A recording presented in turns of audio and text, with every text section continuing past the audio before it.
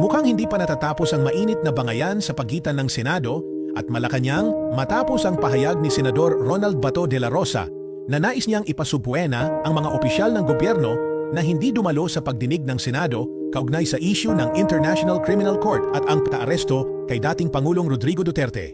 Para kay de la Rosa, hindi ito simpleng usapin ng hindi pagsipot.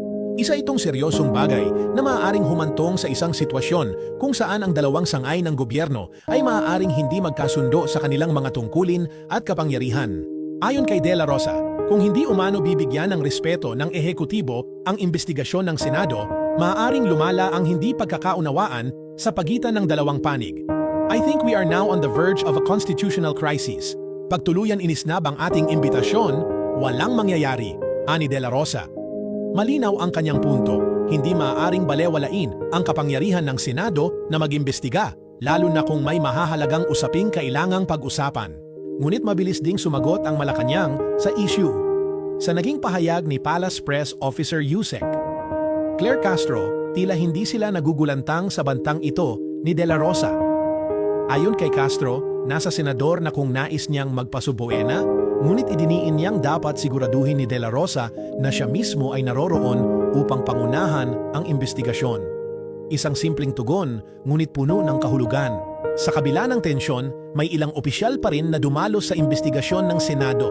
Kabilang dito sina Attorney R.J. Bernal at Attorney Ferdinand Santiago mula sa Securities and Exchange Commission, pati na rin si Attorney Alexis Medina. Dumalo rin si Senador Bongo, bagamat hindi pisikal na nandoon, kundi sa pamamagitan ng virtual na paraan. Ngunit kapansin-pansin ang hindi pagsipot ng iba pang mahahalagang opisyal na maaaring makapagbigay ng mas malinaw na sagot sa mga tanong ng Senado.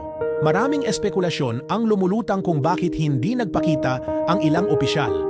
May ilang nagsasabing ito ay isang paraan upang maprotektahan ang kasalukuyang administrasyon mula sa anumang sensitibong impormasyon na maaaring lumabas sa investigasyon.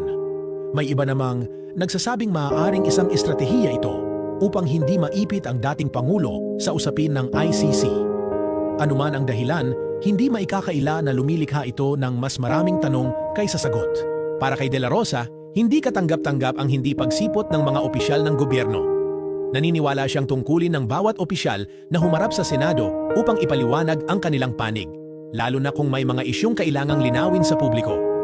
Ngunit sa kabilang banda, mukhang hindi rin basta-basta susunod ang ehekutibo sa nais ng Senado, lalo na kung sa tingin nila ay hindi ito kailangan. Ayon sa ilang eksperto, maaaring mauwi ito sa isang legal na labanan. Kung patuloy na ipipilit ng Senado na ipatawag ang mga opisyal ng gobyerno at patuloy naman itong tatanggihan ng Malacanang, maaaring dalhin ito sa Korte Suprema upang malaman kung sino nga ba ang may mas matibay na basehan sa batas. Kung mangyari ito, maaaring lumalim pa ang hindi pagkakasundo sa pagitan ng dalawang sangay ng gobyerno. Hindi rin naiwasan ng ilang kritiko na kwestiyonin ang motibo ni de la Rosa sa kanyang matapang na paninindigan. May ilan na nagsasabing ito ay bahagi lamang ng kanyang pagsuporta kay Duterte, lalo na't matagal na siyang kilalang malapit sa dating Pangulo. May iba namang naniniwala na talagang nais lamang niyang tiyakin na may tamang proseso sa bawat investigasyon at hindi ito magiging isang one-sided na usapan. Habang patuloy na lumalaki ang isyong ito, hindi maiiwasang isipin kung ano ang magiging epekto nito sa relasyon ng Pilipinas sa pandaigdigang komunidad, lalo na sa International Criminal Court. Sa ngayon, nananatiling hindi malinaw kung paano tutugunan ng gobyerno ang issue, ngunit isang bagay ang sigurado, hindi pa ito natatapos.